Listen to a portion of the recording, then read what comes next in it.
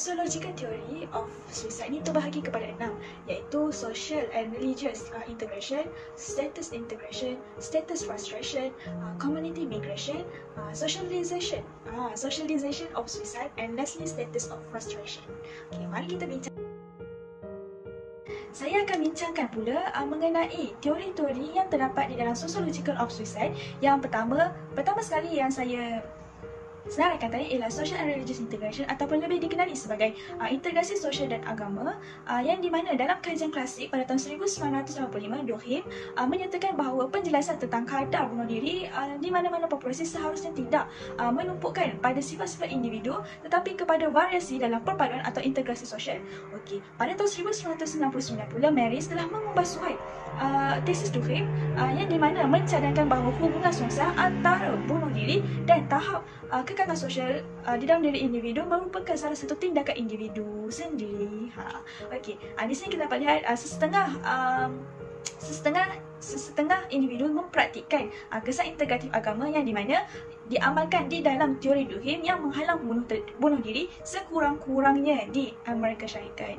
Dan dari sini kita dapat lihat orang di Amerika Syarikat ini kebanyakannya memegang agama Kristian dan dia sangat-sangat mengikuti agama tersebut, dan benda tersebut akan menghalang diri mereka untuk membunuh diri mereka kerana ada kepercayaan kepada Tuhan mereka.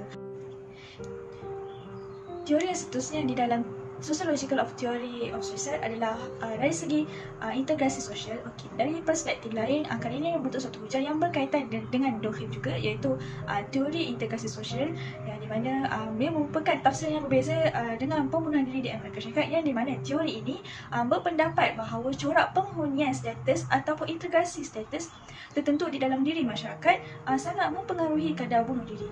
Dan teori ini turut menegaskan bahawa kejadian bunuh diri ini di dalam masyarakat adalah berbeza secara songsang dengan ukuran integrasi status dalam populasi itu.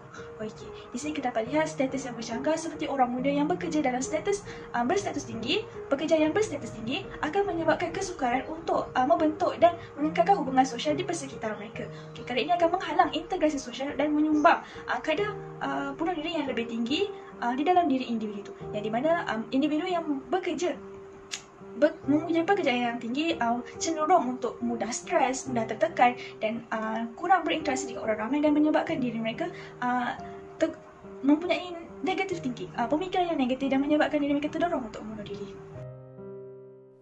Seterusnya ialah status of frustration, iaitu status kecewa, yang di mana menurut teori Henry dan Short pada tahun 1954, contoh yang paling terkenal ialah bunuh diri mengarahkan pencerobohan diri sendiri terhadap diri sendiri, iaitu dengan cuba untuk membunuh diri sendirilah. Dan manakala pelaku pembunuhan adalah dengan mengarahkan kepada orang lain untuk membunuh orang lain.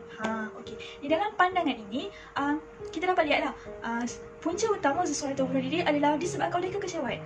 Selalunya kerana kegagalan kegagalan untuk mengaitkan ataupun menaikkan kedudukan diri sendiri di dalam sesuatu status berbanding dengan orang lain. Okay. Ini kita dapat lihat matlamat diri kita lah. Kalau kita tak dapat capai suatu tahap, kita akan cenderung untuk membunuh diri. Dan perkara tersebut amat tidak baik, kerana ini akan membangkitkan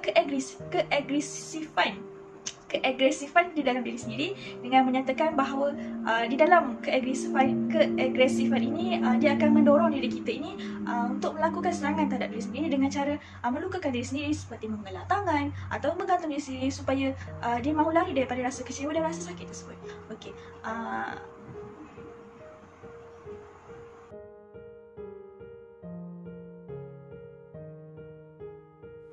Seterusnya ialah community migration ataupun lebih dikenali sebagai migrasi masyarakat, yang di mana menurut Stipe pada tahun 1982 mencadangkan bahawa menilai integrasi sebagai salah satu fenomena tempatan dan bukannya di dalam konsep global.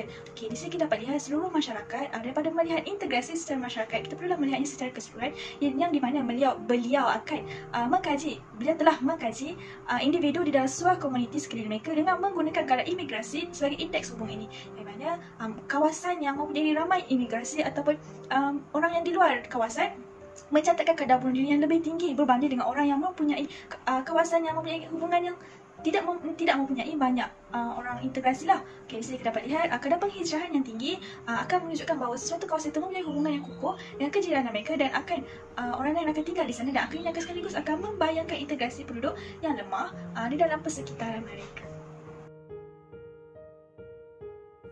akhir sekali ialah sosialisasi of suicide, yang di mana sosialisasi untuk membunuh diri, iaitu setengah individu mungkin pada mulanya berasa tidak selesa atau memikirkan diri untuk membunuh diri. Tingkah laku tersebut boleh dipelajari. Tingkah laku untuk membunuh diri boleh dipelajari melalui internet, orang sekeliling ataupun tokoh-tokoh yang terkenal yang mereka ingin contohi, atau cara-cara mereka bunuh diri yang mereka inginkan.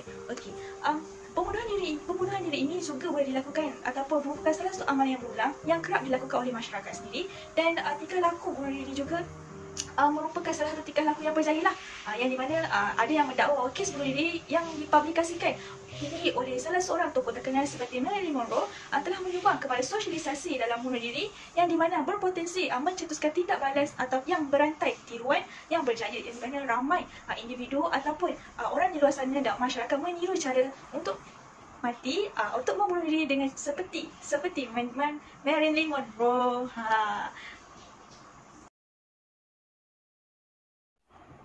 Kesimpulannya, apa yang saya dapat daripada sociological of teori suicide ni adalah bagaimana teori tersebut boleh diaplikasikan ataupun dapat kita lihatlah di dalam teori-teori ini penyebab ataupun cara-cara seseorang tu ingin membunuh diri. Ada yang dengan cara ingin membunuh diri atas sebab mahu mengikuti cara-cara bunuh diri seperti Marilyn Monroe, iaitu tokoh terkenal, ataupun pembunuhan diri disebabkan oleh kekecewaan dan kegagalan.